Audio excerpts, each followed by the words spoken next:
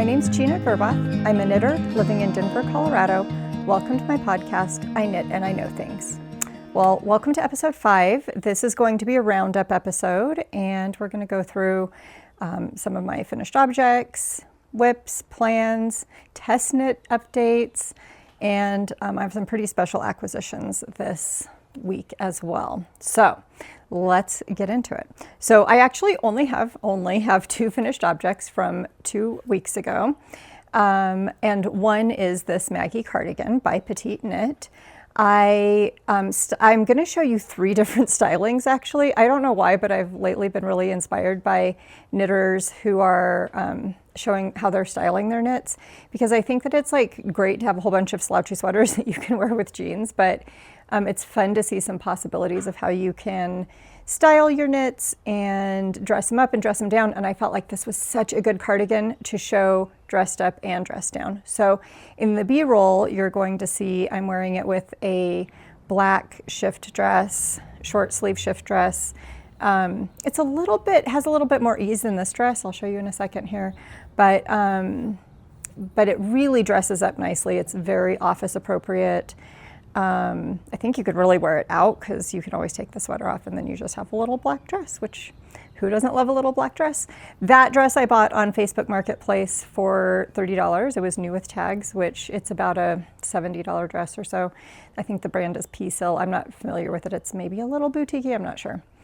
For this look, I've got my, pulling up my camera so I can make sure I'm in frame. I've got it's another shift dress from Land's End. I'll show you in a minute though. It's a tank and it's a little bit more casual.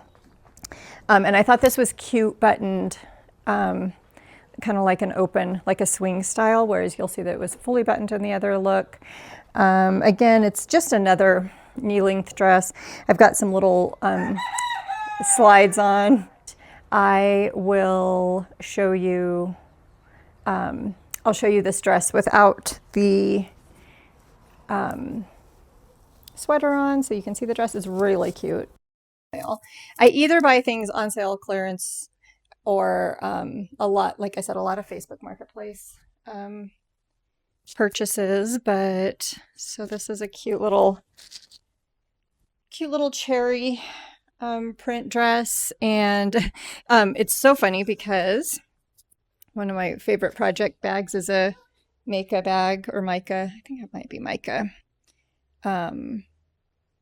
This cute little cherry bag. I'm trying to make sure you can see it in frame. Oh yeah, you can. Oh, and my Labubu that I got from a client. I got a little bit into the Labubu thing. I certainly don't have a lot, but it's super cute. So hold here and I will go get my more casual outfit on with the sweater, and then we'll get into the rest of the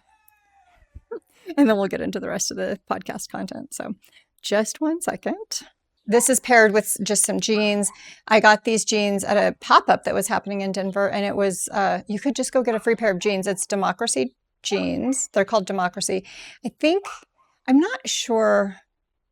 I'm kind of blanking. I'll put a link in the text box, but the company is called Universal something. But anyway, they're really cute. They're very comfortable.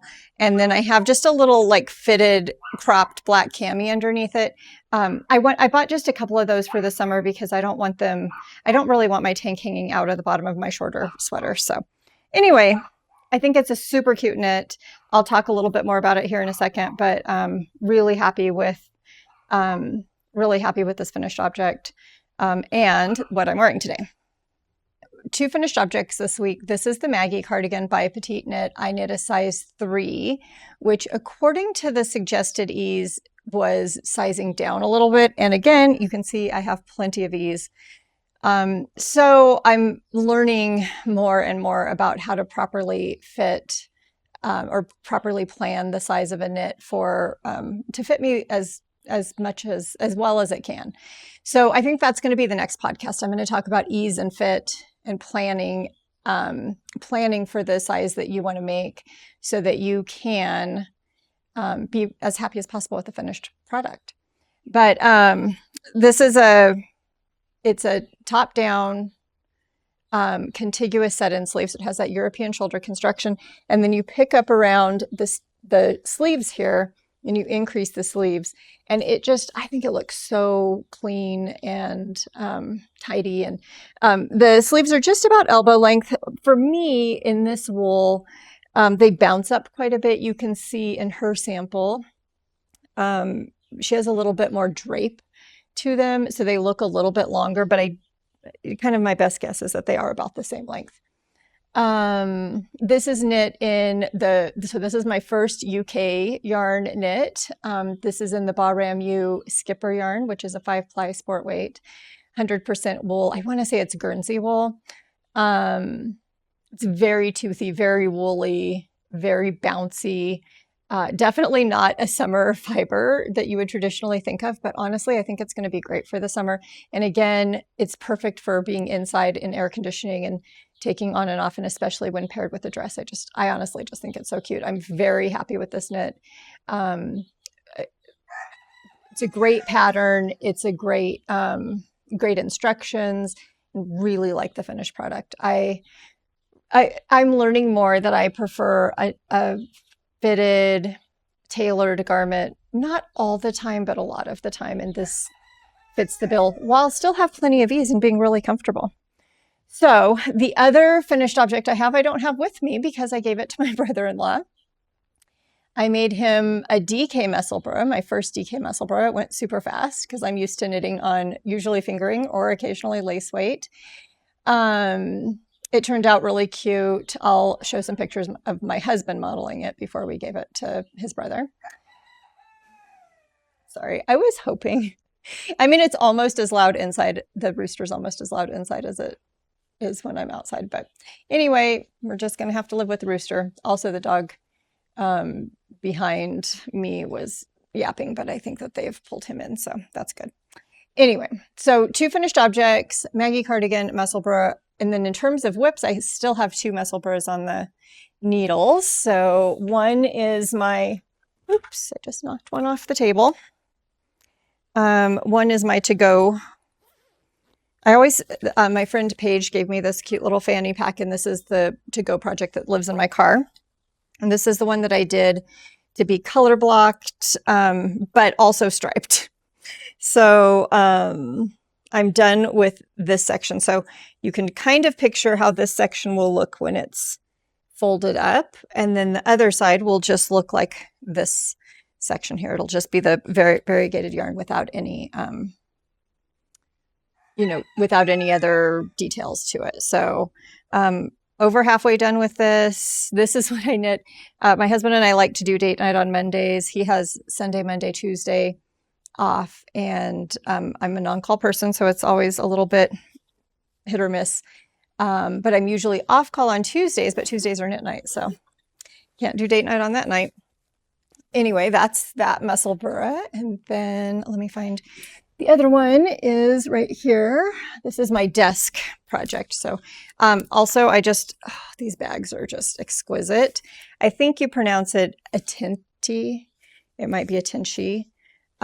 This brand, it's a splurge. I got some Christmas money and I bought this with my Christmas money, but I bought it at the Tangled Ball, my favorite yarn shop. And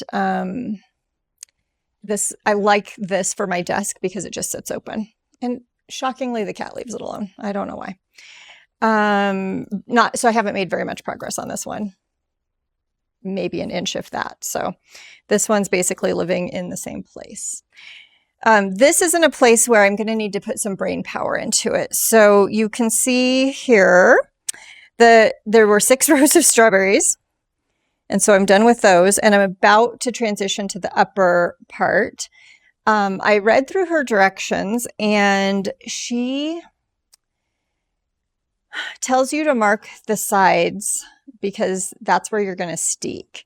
So the sides are going to be steeked for the armholes, but she doesn't have you knit any columns of contrasting color to distinguish that. And I need to do a little bit of research about whether I want to make that modification, because that's how I've seen it done, where they kind of have 2 rows parallel to where you're going to steek in another color so that you can very easily see where to steek. I am planning on doing a crochet reinforcement. Also, one of my knit night friends gave me some wool thread that you can use, so I don't know exactly how to use that. You either sew it in separately, or maybe I would use it with the crochet reinforcement. Not totally sure yet, but she steeked a sweater a while ago. So I'm at the place in the sweater where I can't really go further without doing some thinking about it. So I'm so happy with it. It's so cute. Again, this is knit in Rauma Finul, and it's, again, a very toothy wool, which it needs to be if you're going to steek a garment or cut a garment. So super happy with it. I think I was really consistent with my color dominance. I always carry so it was kind of an interesting decision-making thing, though. So my contrasting color is always in my left hand, and I am a continental knitter, so that's in my the way I would normally carry the yarn. And then I'm doing my white in English style. And it does make the strawberries and the leaves very distinct. However, I will say doing that made the strawberry seeds, sink in to the strawberries a little bit. And I had a moment of doubt about whether I should have done it the other way so that the seeds would pop. But I decided at the end I want the strawberries to pop and that the seeds actually look nice being subtle. So I stuck with my initial inclination there, and I'm pretty happy with it. Sometimes we get crumbs on our knits because we're having snacks while we are knitting. So anyway, really happy with this. I'm going to spend some time this week thinking about the next steps. Oh, I want to say the other thing that I did that I'm very glad that I did, and I hope that they show up, is that I put little ring stitch markers every pattern repeat so that it made it very easy to be able to tell when I was off a stitch or so. There were 2 times when I had dropped a stitch and I didn't even realize it because this yarn is so toothy, it doesn't like unhook all the way down, it just holds still. But I was off by my count and I was like, oh my gosh, what happened? So I'd started off with the light bulb type stitch markers, but they were annoying having so many because you have to push them forward so that the round part is going over your needle. So I ended up buying some of these cute little just plain gold rings. I heard somebody say that they don't like the metal rings because they hurt their hands, and I can see how that happens. But yeah, marking every pattern repeat was a game changer, and I will be doing that with lace as well. I've never done that before, and it makes it so much easier to find a mistake before it's a semi-catastrophe. So anyway, this is the Pomona sweater by Mathilde Marché or Marcher, I don't know. Very, very happy with that. And I made a tiny bit of progress on my sock this week. I'm still on my first sock. This is my birth center knit, so it goes with me. I'm about, I don't know, maybe a little bit more than halfway done with the foot, but really liking it. Super cute. I got to meet more of the sock yarn people at the Fiber Festival, which I'll talk about here in a minute, or a few minutes probably, knowing me. I did cast on the mesh tunic, and this is really a product over process knit because it's not that great, it's not that fun, but I did get it cast on and started, mostly because I want this to take on the cruise. I don't feel like it's a particularly enjoyable knit. I don't remember if I said before that I bought this cone. It was wrapped up brand new from the thrift store. It's just 100% cotton. It doesn't appear to be mercerized. Maybe it is. Not pleasant. Not fun. Lace with cotton, also not fun. But I have fixed my issue. Doing the knit 2 togethers through the back loop is solving the problem that I was having. Also, this is my son Reese's little boat and tote from when he was just teeny tiny. I think my mother-in-law gave us all a boat and tote when he was 1, maybe, and so this was his little boat and tote, and I mercifully found it. So that is a knit that if it doesn't get done, I'm not going to be sad, except that I want to take it on the cruise in July and really would like to have a swimsuit cover up this summer. So maybe this will motivate me. I do notice that when I'm like, oh, I'm going to have some accountability and talk about what I've worked on the past couple of weeks, it does kind of make me revisit projects a little bit. So maybe I will get some oomph behind that project. But right now, not feeling it. And then my baby blanket that I'm knitting for my work friend. This is my boat and tote that I recently purchased it like maybe a year and a half ago or so. I'm in the middle of a row, so it's not going to look super, but haven't made a ton of progress on this since the last time you saw it. But I did get another stripe started. So I'm doing 2 of the triangles are going to have little stripes in them. And this is one of them. And then I'm going to do a solid and another solid. And then I'm going to do one with all the colors, small stripes, and then one more solid, and then I'll be done. But so good progress, not great progress. This baby's, again, doing a little under a month. So need to get cracking with that one. And then finally, my test knit, which I was maybe going to do a try on. We'll see here. Yeah, why not? Because it's at a good place to try on. So this is my first test knit. More news on that coming up. This is for the Knit Pearl Girl, and it's the shell tee. And I am doing the long sleeve. Option, no stripes. Most of the people are doing stripes. I just, like I said, I did a striped holster, so I didn't want another striped raglan lightweight sweater. So, okay, let's see if I can get in just 1 minute, and I will readjust my camera and do a try on. Okay, so here we go. It feels good. It feels like I've got about, boy, I might even almost have 20 centimeters of positive ease here.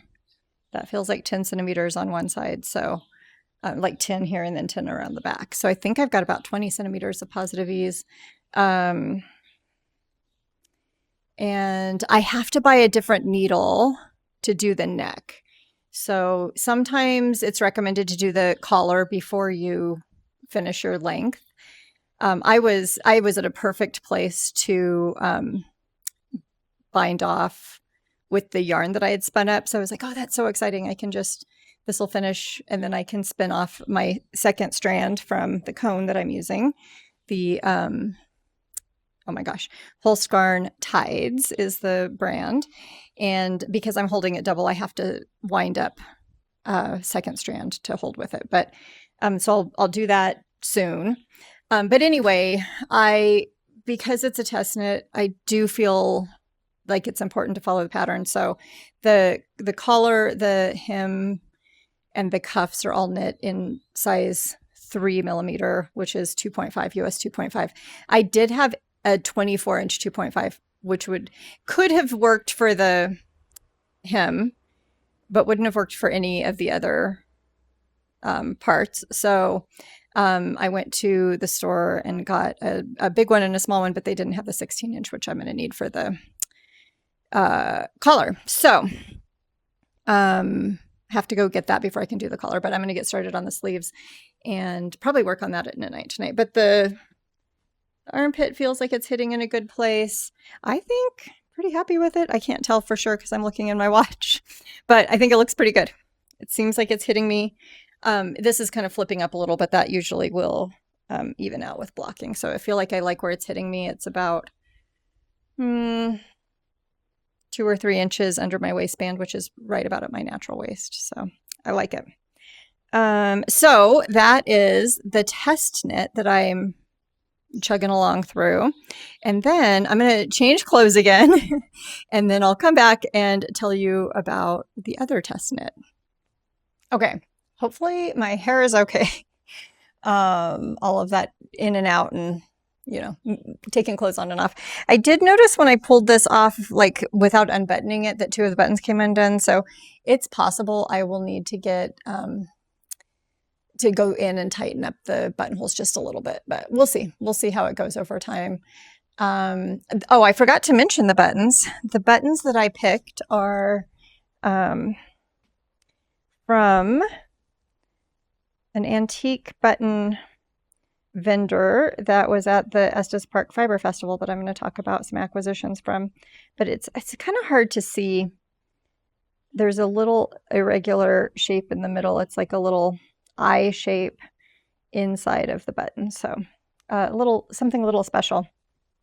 I can't remember what the material is, but they're so cute. I mean, these buttons, oh, I can't wait to show you all the buttons. So we'll get to that when we talk about acquisitions. But okay, then in terms of plans coming up, I did get selected for another test knit. And we are allowed to talk about it. We just can't show the final product until release day. So you'll have to stay tuned for that. But it's Alicia Plummer's beach towel sweater. And she said it's named after a beach towel that her dad used to take to the beach all the time, which I think is super sweet. And her sample is in a blue and white stripe, that really classic beach towel look.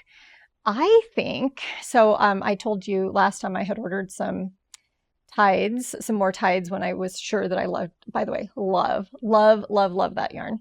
And since they're discontinuing it, I decided to go ahead and buy some more. I bought a number of colors and some neutrals, and I think I'm going to knit a pink and green one.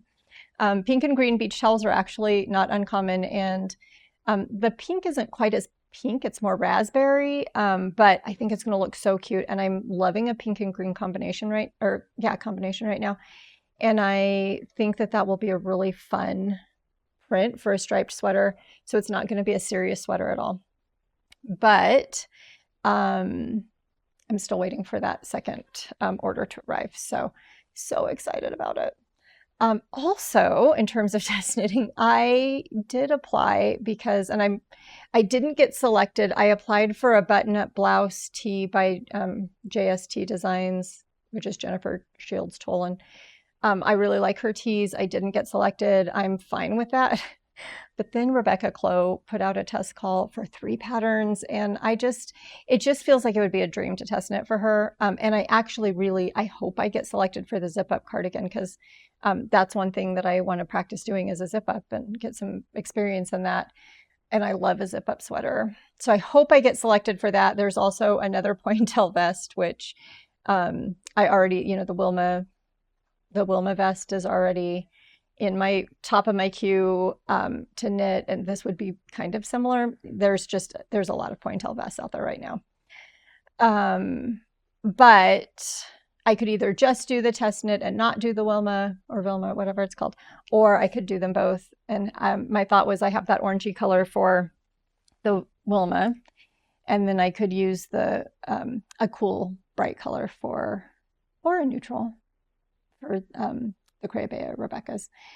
And then also there was a sock pattern, which I have some special sock yarn I'm going to share with you in just a minute. So I was like, well, mostly I want to get on her tester list because I love her. I love her patterns. I love her content.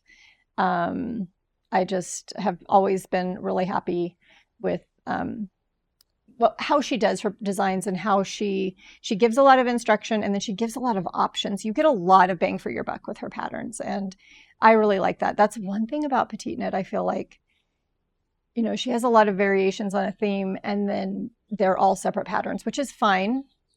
Obviously, it's a good business plan or business model, and it's working for her. But it does feel like if I have to keep buying a pattern, I might, it encourages me to look at other designers. Whereas if I think to myself, oh, I want a long sleeve tee and then I want a short sleeve tee, well, I can do the Tolsta tee or the Lusk tee, or, I can change up what they've already figured out for me. And I've already bought in another pattern. So I don't know. That's a little bit of a ramble, but so I did apply to her test knits, 3 of her test knits, and that will significantly alter my plans coming up. But I'm very excited to start on the beach towel sweater. Hopefully that yarn will be in soon. It didn't take that long last time. I remember waiting to start the shell tee, waiting for that yarn to start it, and it came so fast. So fingers crossed. Okay, so other plans that I have coming up besides my tests, you know what? I'm going to pivot. I'm going to do acquisitions first because that will cover a lot of my plans. So let's talk about acquisitions because that will pair better with that topic. So let's start with my first acquisition, which also look at this cute little, again, Rachel is knitting, went to Scotland, that video, and then had bought a couple bags. And this one is like a shaving kit style bag, and Project Redesign, like my fancy bag manufacturer or maker, has this type of bag that are extremely nice and also extremely expensive. But this is just from the Islander store with the Harris tweed designs, and I was like, it is a perfect project bag for a t-shirt or hat or a cowl or a little scarf or something like that. But I have got to stop shopping the sale bins, you guys. Got to stop. At the Tangled Ball, I found this linen. It's 100% linen by, I've always heard Americans say Lang. It's probably Long Yarns. And it's in a navy blue. And one of my knit night friends had taken, or had some linen yarn she was looking for a pattern for, and found this pattern, the Skyline tee. Oh, I should have pulled up. Let me go find. I'm blanking on them. Oh, Yumiko Alexander.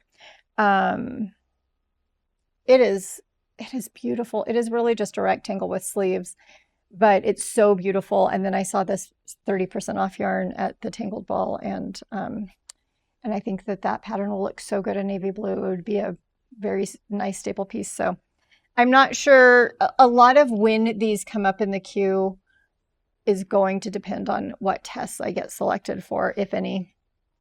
If I don't get selected for any tests, I might bump this one up because it's a very good summer, very breezy. I think it would look so good. Oh, I have a white linen dress that I was going to take on the cruise, and it would look so cute over that. So I don't know. I'm loving this yarn, and it was a great deal.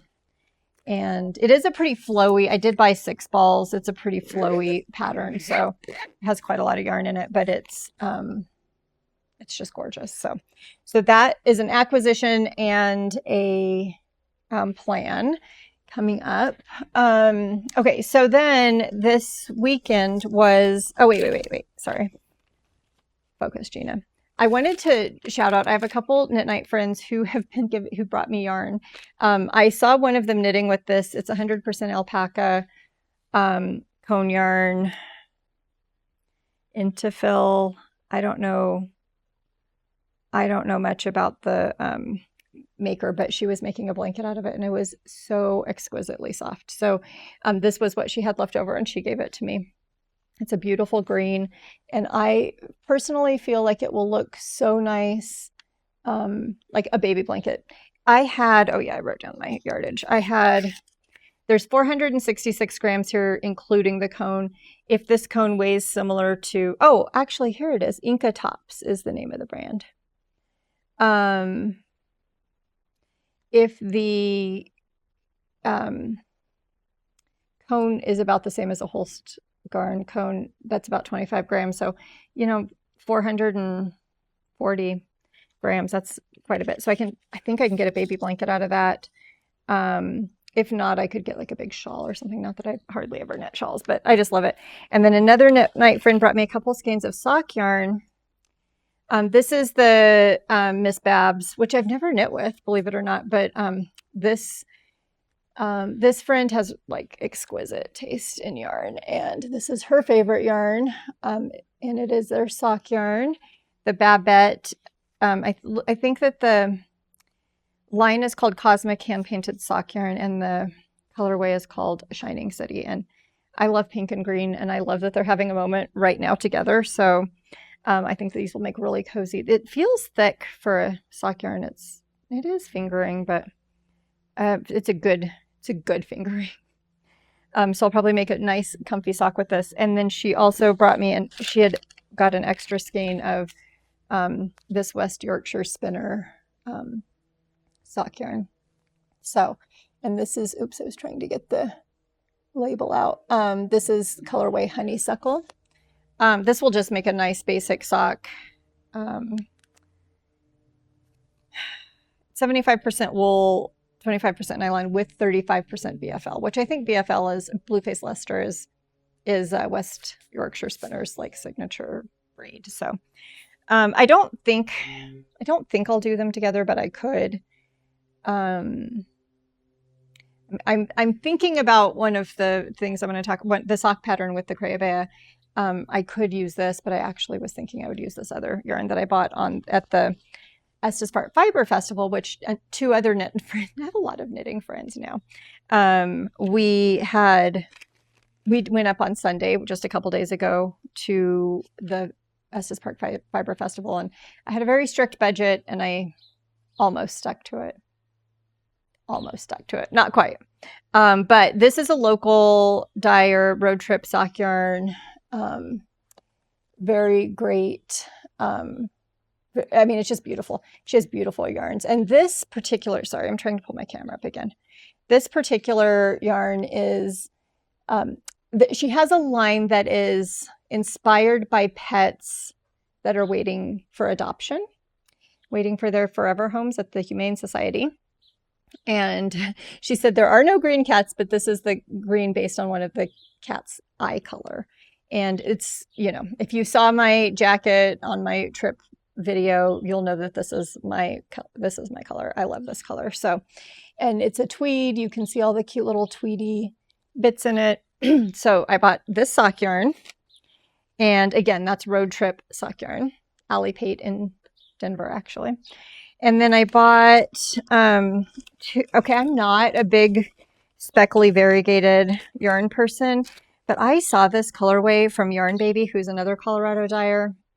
The colorway is called When Winter and Autumn Collide, and it's also a sock yarn. However, it's gorgeous. Look at that. It is just absolutely gorgeous. And I actually think I'm going to knit with this, the Tonight Top by Lily Kate France. It's a kind of a fitted tank with a bit of a collar on it.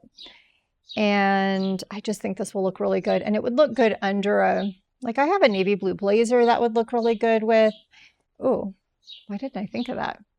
That's just a bonus, but really cute with a jean jacket.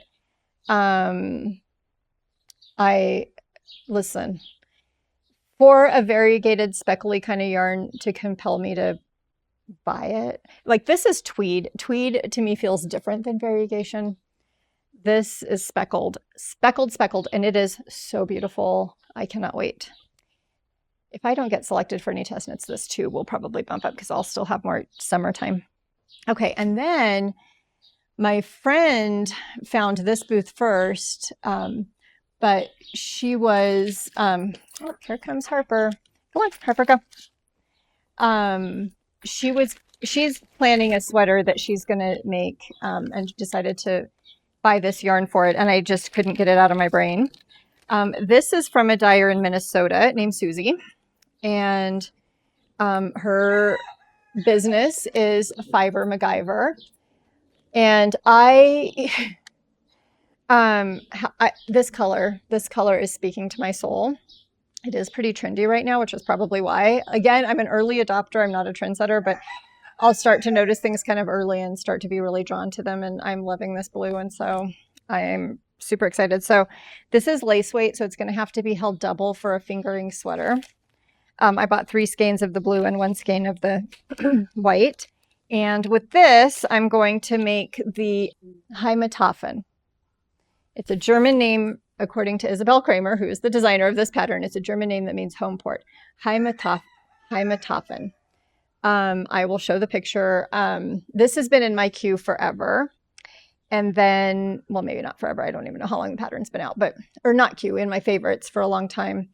And then I can be such a copycat. And then I saw a progress pic by Polly from Very Pink Knits. She's been working on this sweater. They have a podcast, Very Pink Knits. And it's so beautiful.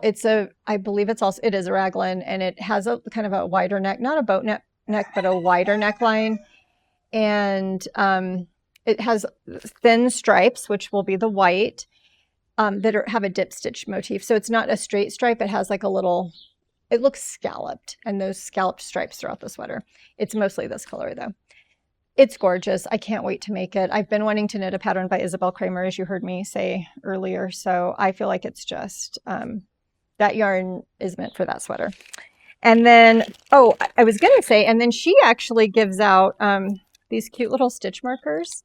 So if you're ever inclined, she gives these, they're little campers, because apparently I think she travels in a camper. She gives you these cute little stitch markers, a try-on cord or a barber cord, and a little sticker. So and also she has the best personality. And here's the thing, I want to support hand dyers. Maybe you can see there is a tiny bit of tonality to it.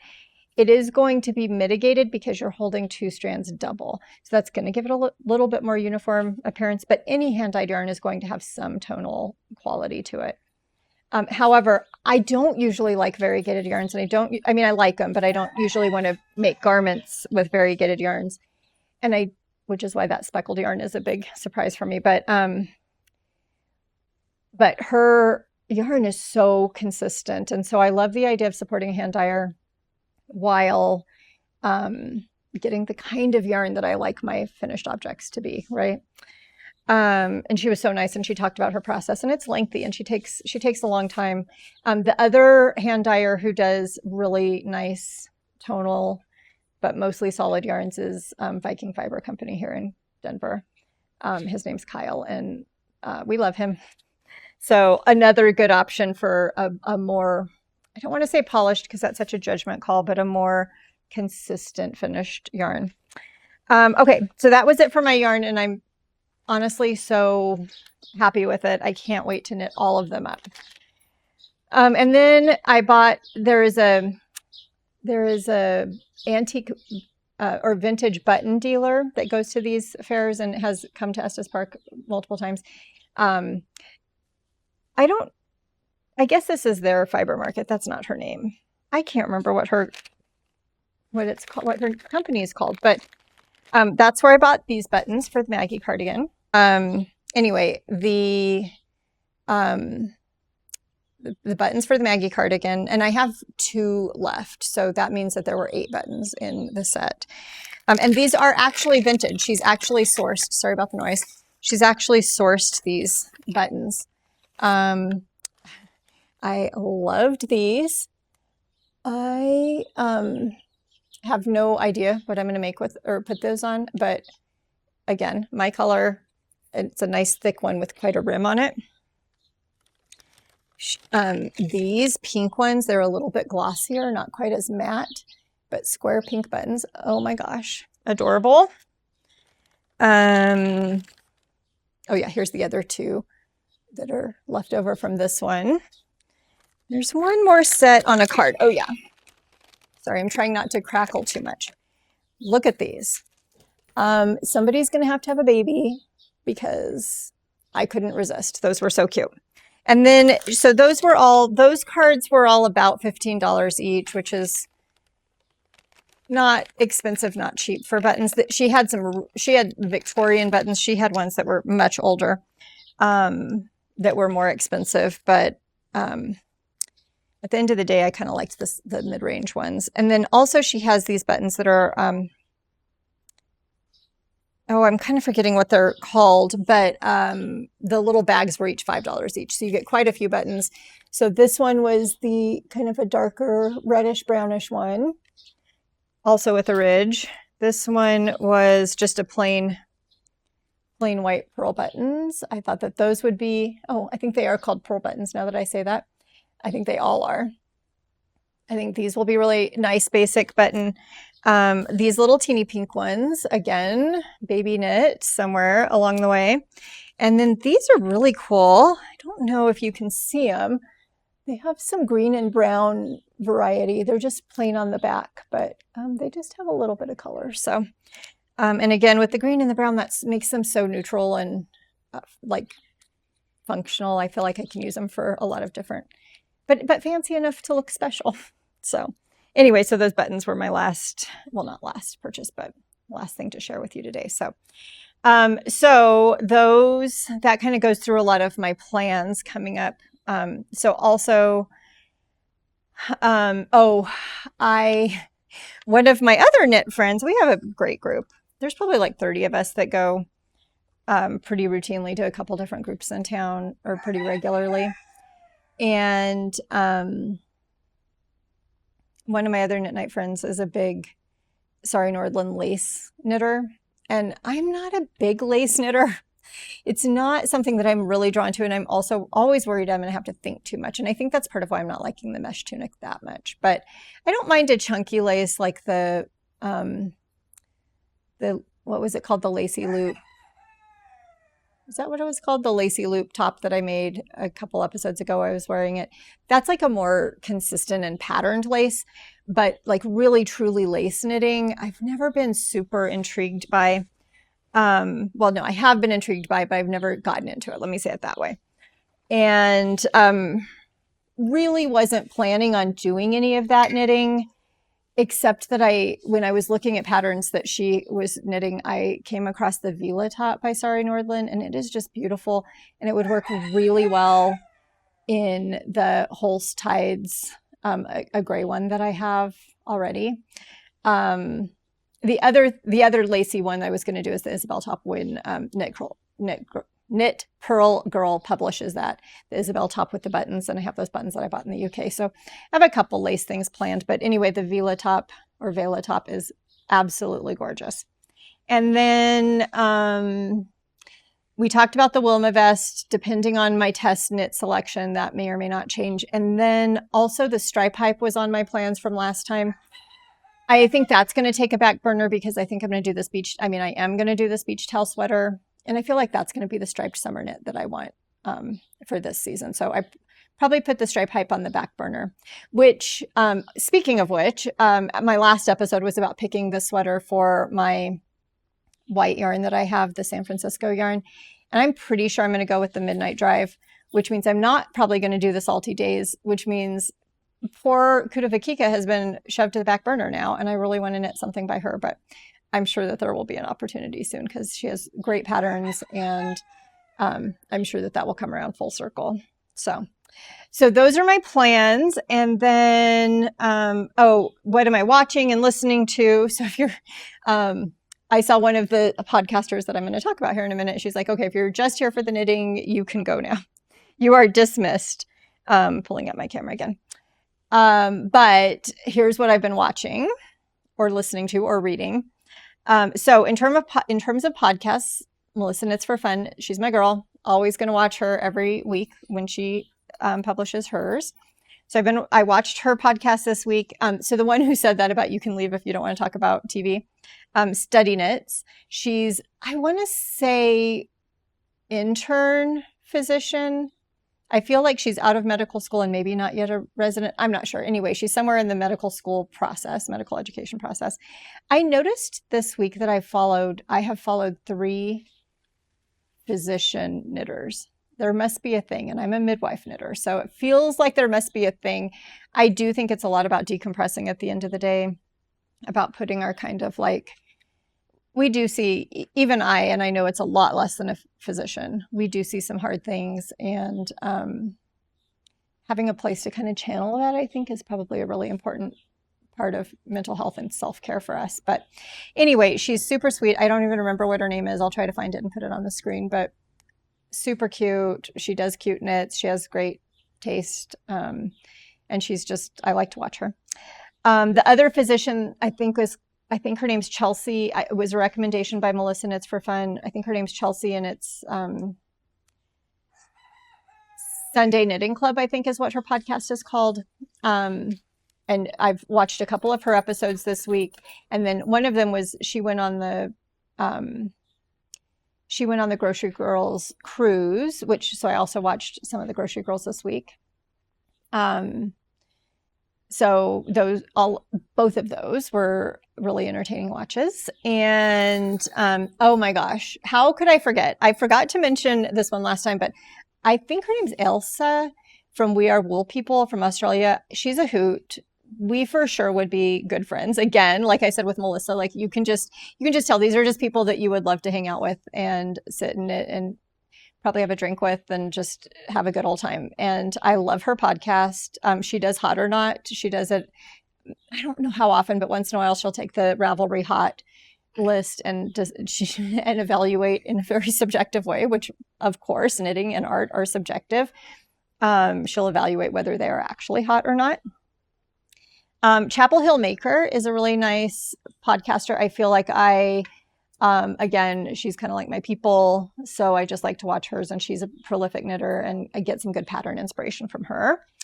And then, this week, I don't watch this gal every week, but Cozy Books and Knits, she had a styling video. She's also lovely. She's from the UK and it is literally cozy, and she always has her cozy tea, and I love her vibe, but she did a styling video this week that was really good.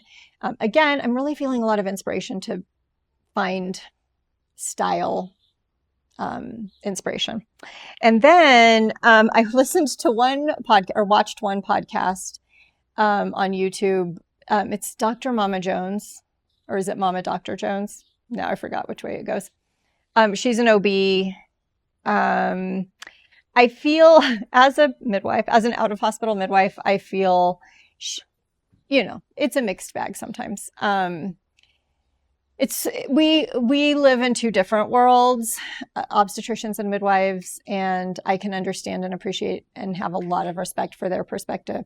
And sometimes things in the midwifery world get painted with a broad brush, and it's sometimes an unfair characterization because they don't know. And they only see our transfers that go into the hospital. They don't see the hundreds of other births that are completely without incident, right? So I understand their perspective. Sometimes it's tedious, and sometimes I don't have a lot of bandwidth for it. But this week she did one that was a little decompression or deconstruction of the Duggars, like obstetrical history. Not so much all the other stuff, but it was actually really good. I am fairly obsessed with cults, which I believe that the Duggars belong to a cult. I'm fairly obsessed with kind of religious extremism in a completely academic way, not because I relate to it at all, or not because it's part of my past or anything that I am deconstructing. I just find it fascinating, and I feel like the state of the world has made me think a lot about cults and how cult-like mentality is really starting to become kind of pervasive. So anyway, I enjoyed that podcast. On TV, my husband and I watched Traders Canada season 1. Didn't even know there was a Traders Canada. Definitely not as exciting as either the UK or US versions, because they're very nice because it's Canada. So it was fine. I love Traders. I love the Trader format. Like, it was fine, but it wasn't in the Scottish castle, which was disappointing. But the host is great. The cast was great. It was fine. And then I continued to watch a few episodes of Your Friends and Neighbors. And then also I watched a good chunk of Top Chef season 23. I'm seasons and seasons and seasons behind on Top Chef, but I just thought, that's perfect knitting viewing. So I haven't watched as much variety of TV this week, and then haven't watched any movies. And then the only book that I'm still slugging through is Lonesome Dove, and it's about to get returned to the library, and it has a long wait list. So that's the thing about Libby. When I say reading a book, I'm really listening to a book, and the audiobooks you can't renew through Libby. So I don't know. It's my book club book for July. I don't think it's going to happen, but it's still there. And then in the car, I always listen to Yarniacs and Very Pink Knits podcasts.